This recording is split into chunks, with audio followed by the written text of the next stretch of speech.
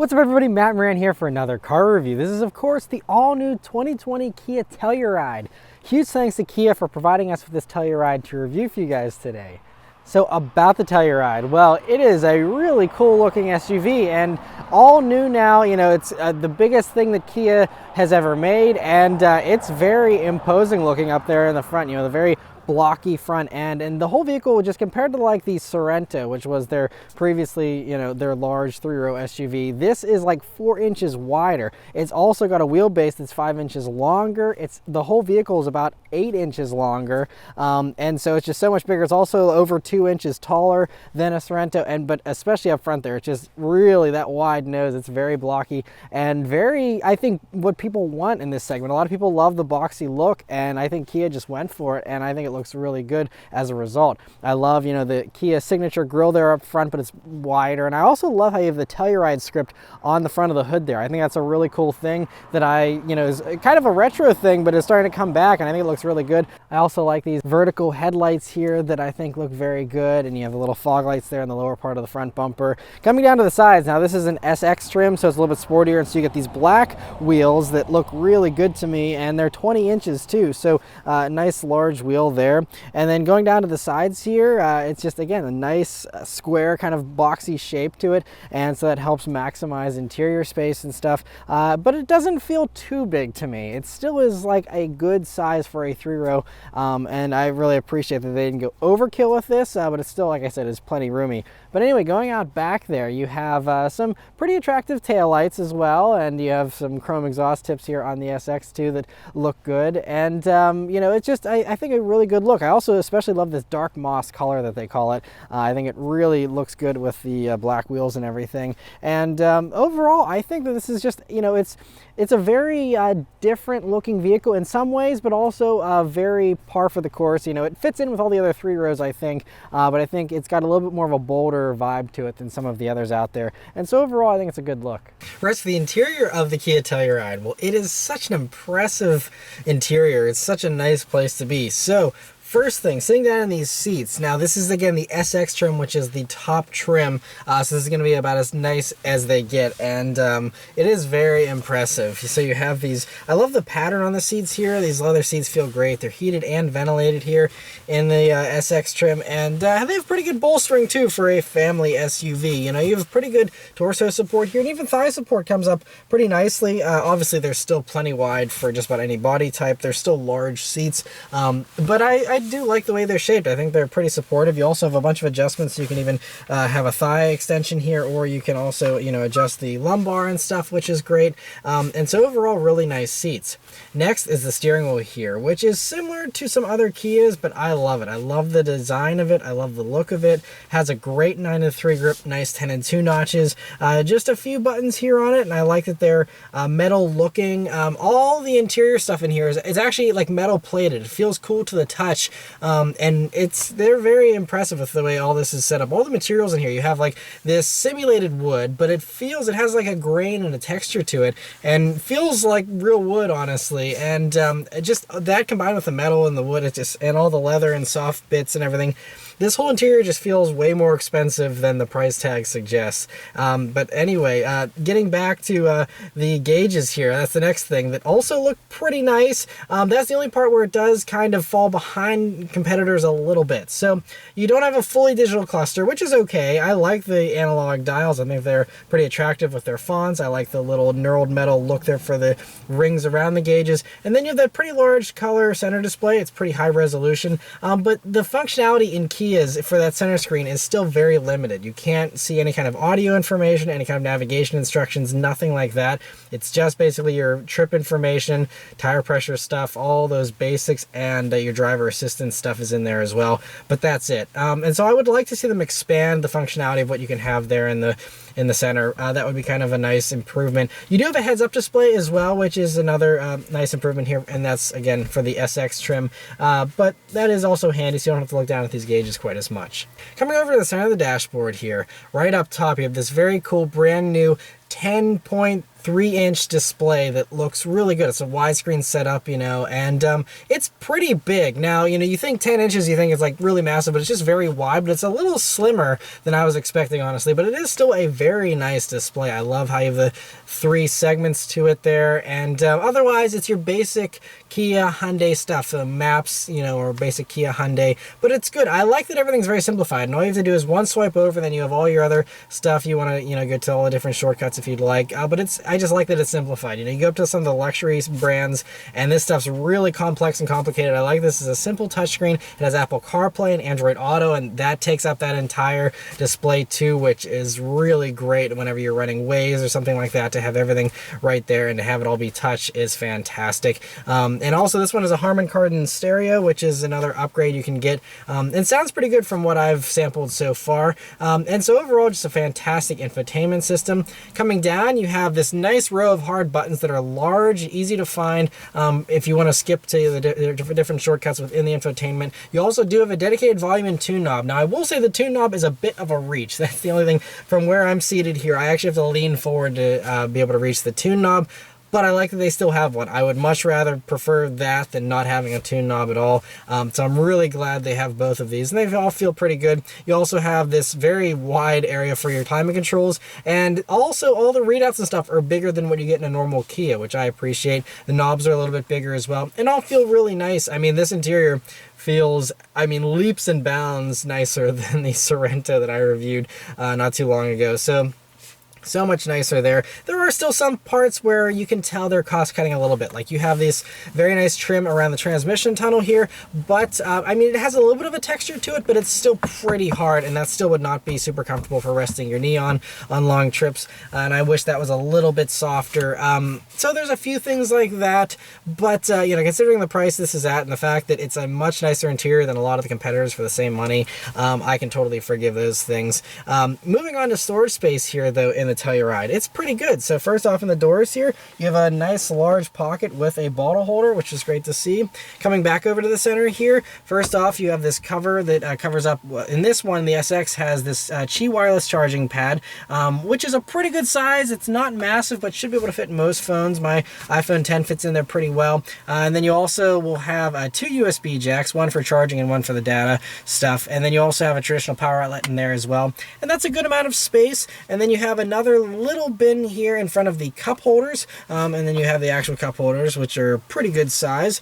And then you have the center armrest, which is nice and softly padded, and you open that up, and then you will see 2 areas. You have this removable tray up top, which is pretty deep, actually. You can fit a lot of stuff like a smartphone or something in there too if you'd like. And then you have this very deep lower area, and you also have another USB jack in there. And so that's a really large amount of space. And so overall, I think the Telluride is about on par in its average amount of storage space here for the segment. It's not best in class. I still think the Honda Pilot has it beat on storage in here, and but it is better than some of the older competitors and stuff that have been on the market for a few years. And so overall, you know, a pretty good amount of space. I don't think you're really going to need much more than this. Just other things though that are impressive. You have the metal buttons here around this mode selector by your gear shifter here, but even like just around the map lights up here on the roof, you'd think they could go cheap on that, but they didn't. They still have like metal plated stuff here around the microphone grills there, and so that's awesome to have all that stuff. Just every little detail, it seems like they didn't overlook. Everything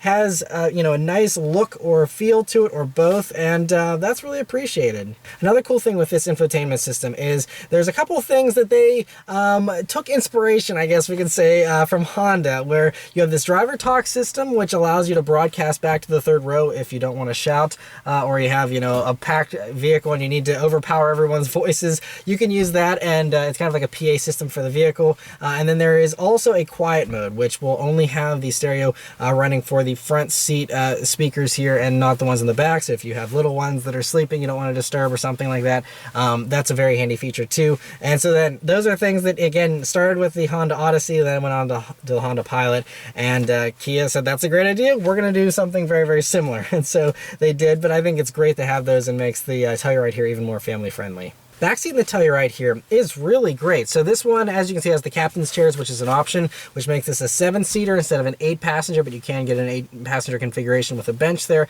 But anyway, you know, very nice seats. So one of the awesome things is this has heated and ventilated second row seats there for the outboard seats, which is awesome. I mean, very few have ventilated second row seats in this segment at all, or in any segment for that matter. And so that is really sweet. They're comfortable seats, and so they have, you know, a good amount of little storage. You have 2 cup holders here.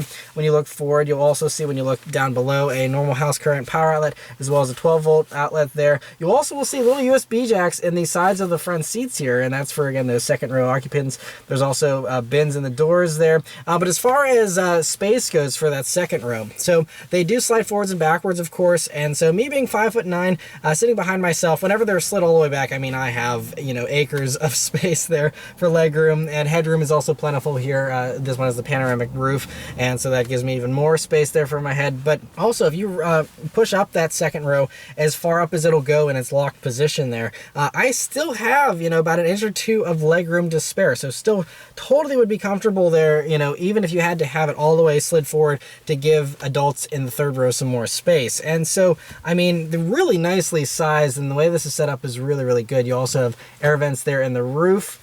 And then you'll see also on those second row seats a button both either down by the seat bottom or at the seat top there, and you press that and it just springs forward and slides out of the way automatically. No muscles needed. Little kids can do it. It's very easy, and that is, again, something that Honda did the best in my opinion, and Kia's system here works basically the same way. So again, learning from the best, I think, and that is awesome because that makes it so easy to get in the third row, and you have a massive opening to get into that third row. So easy to do. And then once you are in that third row, it is a pretty comfortable third row. So, you know, they have their own USB jacks back there and a cup holder for each of those as well, and air vents in the roof there. As far as legroom goes for that third row, with the second row slid all the way forward, like I said, where I still had a few inches of legroom in the front, for that third row, then I have plenty of legroom. I mean, you could fit a, you know, over 6 foot tall adult in that third row when it's slid up like that and be totally fine. But even with the second row slid all the way back as far as it'll go, I still can fit in the third row, and my knees are close, but they are not touching. I can still, you know, fit my hand in between my knee and the seat back there. So, you know, and I'm 5'9" again, so full-size adults can still fit in that third row, even with the second row having its max amount of legroom. So you should have no issues, and even headroom is plentiful. I still have a couple inches of headroom to spare there in the third row. So they really did a great job on space. You can totally load up 8 adults in this thing if you want and go for a drive and, you know, have no issues whatsoever, really. I mean, that third row, you know, fitting 3 wide in there might be a little bit of a squeeze, just because, again, that's that middle seat there for the third row isn't super wide, but that's the case with every vehicle in this segment, and so that's totally forgivable. And so overall, just a great amount of space here on the Telluride. Cargo space in the Telluride is also pretty good, so right in line with a lot of the others in this segment. So with that third row in place, you'll see that you have enough space in there for probably like a golf bag, or you could, you know, stand up maybe some carry-on size suitcases there and fit those, and you know, so a decent amount of space. You could fit, you know, some groceries there and stuff like that and still have that third row in place. But then if you want to flip down that third row, then you have a massive amount of space there. You can fit tons of stuff. It's a very wide and very, very long space, and then you can even from the back of the vehicle there's power buttons to drop the second row seats if you want, and then, I mean, you got all kinds of space in here. It's, you know, going to embarrass some pickup trucks with how much stuff you can fit in this thing. And there's also a power outlet there in the cargo area as well, and there's also whenever you lift up the floor, you have a bunch of storage underneath there too. So even if you need to have that third row in place and you're worried about running out of space, if you have a full week's worth of groceries or something you need to load up in, you can actually fit grocery sized bags there in the floor underneath the floor, and then load a bunch of stuff on top as well. And so that really almost doubles the amount of space you have there with the third row up, and that is very impressive too. So really well done job there in the cargo area. But let's start up and go for a drive. The Telluride here is a pretty nice key, very similar to some other Kias now, almost as cool as the Stinger key, but not quite that cool. But I love how you have, you know, the lock button right there to hit like almost like a trigger or something. Very cool, and all the other buttons there on the side. But it just has a nice texture to to it feels a little more expensive than your average key. And I really like that. Again, for coming from just a Kia, it's really, really nice. Everything is so much nicer in Kias than in the past few years. They've just made such huge leaps. But anyway, it's keyless access, keyless entry, and push button start. So you just leave the key in your pocket, hit the engine start button, and it starts right up. All right, so setting off in the 2020 Kia Telluride. Well, it's a really nice thing to drive, just pulling out of a parking lot here. The first things I'm noticing, it's got a really nice responsive throttle. Brakes also have a really great feel where you have a little bit of a tip in. It's not very abrupt with the braking, but I appreciate it. It's very easy to be smooth with the brake, just right off the bat immediately, which is great. Other things to note here is steering has actually a little bit more of a weightiness than I was expecting, but feels pretty good. It actually feels pretty accurate, pretty responsive. I'm really liking that as well. Other things to note here, visibility is also very good here in the Telluride. So you have very thin A-pillars for an SUV, honestly, and you have the mirror thankfully off of onto the door there, and so it's not on the A-pillar. So easy to see around the mirror and everything, and so great forward visibility here. And view out of the back is also really good with that window that's a little bit further back there, but I mean it's a nice large window that fills out the rearview mirror nicely. And you can drop those headrests in the third row if you aren't using that third row and want to have an even better view. And so very easy. You also have the 360 camera here in the SX trim, as well as the backup camera, of course, which is standard. And so that helps you with parking and all that type of stuff too. But a very easy vehicle to maneuver. Going down the road here, I don't feel like it's a super big SUV. Some of these SUVs you get in, like for example the Volkswagen Atlas, that thing, I hopped in that, I felt like I was in a massive boat. This thing is a little more, I guess, manageable and a little less intimidating. I'm going around some corners here now, and it doesn't feel like I'm struggling to stay in my lane, or it's like the Atlas actually had to focus on trying to stay in my lane sometimes because of how wide it felt. This feels a little more manageable to me, and feels really good. I'm going to come to a stop here briefly. I'm going to go up into the sport mode here, and let's do an acceleration and see how it does. Here we go. It did the start-stop system. Now we'll go. Wow, very, very responsive. And gets up and goes very nicely. I'm impressed. And this sport mode, it wants to keep it in these higher RPMs. That's really very, very responsive. So the Telluride here runs a 3.8 liter naturally aspirated V6 engine. It has 291 horsepower, 262 pound-feet of torque, and it'll do 0 to 60 around somewhere in the 7-second range, which sounds about right to me. It really felt punchier than I was expecting it to feel, honestly. But that power is right in line with, again, all of the competitors. Kia really wanted to make sure this was competitive in every single metric, it seems. And so you have very, very similar horsepower figures to a lot of the competitors. And so it feels about as punchy as all of the competitors, and with their V6s. And it feels good. So, I mean, I love that we're running it. It's all running through a normal 8-speed automatic transmission, too. So, while some of the others are going over into CVTs and stuff, trying to get better fuel economy, I like that this still sticks with an automatic, and it's a new automatic. You have 8 speeds, so you can still idle along at highway speeds in that 8th gear if you want. But it means that it's still a very responsive transmission. Now, we don't have any kind of paddle shifters or anything to play with, but we're in a 3-row crossover, so wasn't really expecting that really. And we've got a couple of corners here just to sample the handling a little bit. And it's pretty flat. I'll have to drive around a few more corners here to get a better feel, but overall, it doesn't feel like there's really much roll to it, and it feels a little bit of a firmer setup, but not in a bad way. It's still totally comfortable, and even on rougher roads like this where it's not buttery smooth pavement, I'm not feeling any of those vibrations, and it's really soaking them up well. Partially probably thanks to the fact that we have 20-inch wheels, which are big, but aren't as big as, some of the other ones going up to even larger wheels than that these days, especially in some of the luxury brands. I like that this is kind of, still has some sidewall to the tire there to soak up some of those potholes and things like that. But it's a nice, supple ride. Another thing, while we're going around a couple more corners here, so one cool thing is, you have this all-wheel drive system, which you can get to all-wheel drive for $2,000 on any Telluride.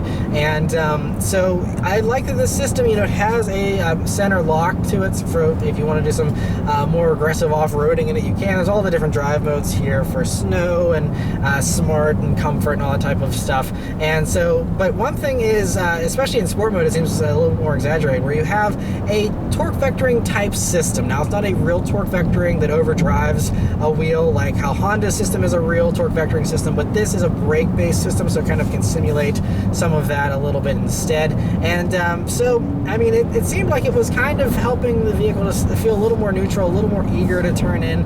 I still think this feels a little less athletic going around corners than a Honda Pilot. They're both equally flat, but the Pilot just maybe feels a little bit lighter, a little just easier to throw around, if that makes sense. But these are, I mean, I'm splitting hairs. This really feels very, very good, and I'm pretty impressed with how this is handling. But speaking of weight, I couldn't find an exact weight for the Telluride here, but I think it's around 4,300 pounds is what I saw. And that sounds about right. And for a 3-row SUV, that's not bad. And there's even some that are a little bit lighter in this segment, but some of them don't have as much room or don't handle as well. I think that for what this is working with, it's really doing a good job, and it feels better than I was expecting, honestly. I was expecting this to feel a lot bigger and I don't know, just a lot of more of a truck type feeling, and it's feeling a little more car-like than I was expecting, which I'm happy to report, because I think it makes for a better daily driver whenever it's not a super big truck feeling, and feeling like it's got a rougher ride and all that kind of stuff. And so this thing just drives really nice. A couple other things about the Telluride that are interesting here is that it's debuting some of their newest safety tech. So it has a lot of the basic safety stuff, the automatic emergency braking. This one has the blind spot monitoring, all that type of stuff. But there's a couple new things. So first off, whenever you put on a turn signal whenever you're at low speeds, it actually will display what the cameras are seeing in the side mirrors, and so it kind of gives you additional, I guess, views if you want to check that screen. Although putting it there means you have to kind of look away from the mirror or where you would naturally look. But kind of a cool integration there. Another thing is this also has their highway driving assistant, which is kind of like a lane keep assist system, with the adaptive cruise combined, just to kind of help, ease the burden on long trips. And so, a lot of them didn't have that active steering assist. Other Kias haven't introduced that really. And so this is, I think, the first one to have that. And that's something that, of course, they'll be rolling out to other models. And it's, again, in line with what you get in a lot of the competitors with their, lane tracing systems and active lane keep assist and all that kind of stuff. And that's, getting more and more, advanced with these systems as the years go on here. And so it's nice that this also incorporates that to help make a road trip a little bit less work than it used to be. And so that's kind of a nice thing. Other things to note here about the Telluride, it tows 5,000 pounds. For those that want to go, pulling smaller objects, you can do that here with this, which is great. Another thing is fuel economy. So it's about on par with what you get with the others out there. So it gets 19 in the city, 24 on the highway, and 21 combined. And I think the thing to take away from that, though, is although maybe there's some others that'll claim better fuel economy, especially some of the smaller engine turbo offerings, in the real world, those turbo motors often don't get those claimed numbers, because if you have a light pedal foot, then it'll be fine. But if you ever want to get on the gas and get the performance out of it, then those turbos spool up and then your fuel economy plummets. With this having a naturally aspirated V6, there's no tricks. It's pretty straightforward, and so I would assume that you would get very close to those numbers if you were to daily drive one of these and get close to the EPA estimates. And so that's something to keep in mind if you're kind of cross-shopping with some others out there. Yeah, unfortunately I don't have a full week to kind of test this. I only have a couple of hours here to drive around in this. And, from my experience here so far, though, it's a very nice vehicle, and I can really understand why these things are already selling really, really well. They've only been on sale for a month or two now, and they are already one of the top selling SUVs. And it makes a lot of sense, because it's just the pricing of these is very, very good. These start just under $33,000 for the base model with front wheel drive. Like I said, all wheel drive is a $2,000 option. This SX model with the all wheel drive here is right around $46,000. And at that price, I think it's like 46 and change. And at that price, you are undercutting a lot of the others. Like a fully loaded Pilot will run you $49,000. If you go on to some of the other stuff, like the Toyota Highlander is pretty outdated, but those can also get up right around that price point. And so with some of these, you know, just almost kissing $50,000, for this to be, you know, a comfortable $3,000 less than that kind of a figure, it's, you know, whenever you're a family buyer, you know, you're buying something to haul around the kids with and stuff, $3,000 difference can be a big deal. And so it's really, I think they priced this extremely well. And like I said, even price aside, the interior in this, I'm really struggling to think of another non-luxury three-row crossover that has a nicer looking and feeling interior. I think this is just fantastic. The Mazda CX-9 is close. It's nicer in a different way. You do have a little bit more padding in some areas, but you don't have as much storage space in the CX-9. It's only a 7-seater versus the 8 you can get here in this. Not quite as spacious. It also feels actually a little bit bigger and a little bit heavier, even though, you know, it's really the enthusiast choice for three-row crossovers, and it's a little more fun to drive because they do have another kind of torque-based or torque vectoring system that's, I think, brake-based, but it is fun to drive. And so I think, you know, the CX-9 might have a little bit more of a expensive interior if you start touching everything, but as far as looks go, I actually prefer this heavily. You have a much larger widescreen display up here and stuff, and so as much as I like the CX-9, I think I like this better. And it also drives very well too, so there's no complaints there whatsoever. And again, for three-row crossovers, you're not going to be bombing down a back road or tearing up an autocross course. You're just daily driving and you want a smooth, comfortable, nice thing to just daily drive in. This, I think, ticks all the boxes and does it very well. And like I said, you have some other stuff that competitors don't offer, like cooled second-row seats. Stuff like that, you know, is going to be very much appreciated for those that sit in the second row a lot on hot days and stuff. So it's really just got so many features, all the right equipment, and all at the right price. It's a really compelling package, and like I said, that's why I can very easily see why these things are going to sell very well. And yeah, Kia really came out swinging, and they did a fantastic job. So huge thanks once again to Kia for providing me with this vehicle. Let me know your thoughts on the Telluride in the comments below. Thank you guys very much for watching, and I'll see you on the next one. Take care.